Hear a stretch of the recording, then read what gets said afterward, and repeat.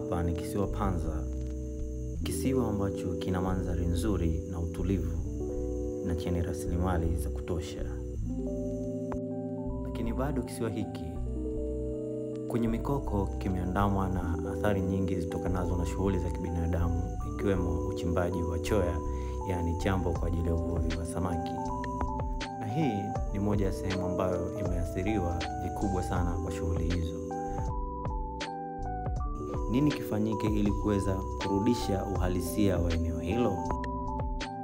Baadhi ya shughuli za tathmini shirikishi huweza kufanywa.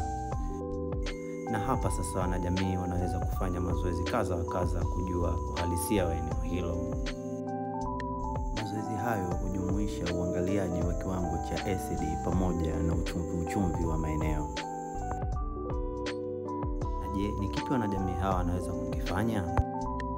Kamati ya hifadhi ya msitu wa kisiwa Panza imekusudia kurejeshea eneo la ufunguni kutokana na changamoto zilizopo, kwa sababu eneo hili lilikuwa ni zuri lakini limeharibika. Kwa tumekusudia kulipanda miti katika mtindo wa kurejeshea, ili lengo letu la baadaye eneo hili ni kulifanya kuwa ni eneo la kitalii pale msitu utakapojirudi. Hii tumekusudia kupunguza kasi ya upepo, mawimbi makali yanayoathiri kutokana na mabadiliko ya tabia ya nchi, lakini pia kuongeza makazi ya ndege na wanyama wengine ambao kwa wanaishi kwenye mikoko. Hili linazalisha kaa wengi na samaki. Kwa hiyo tunategemea likirejeshewa eneo hili, hali inaweza ya kiuchumi ikapanda katika jamii ya kisiwa Panza. Hatusahau jumuiya au shirika la Mwambao kwa ajili ya kutupatia elimu, kutuwezesha ili kuirejesha misitu yetu kwa katika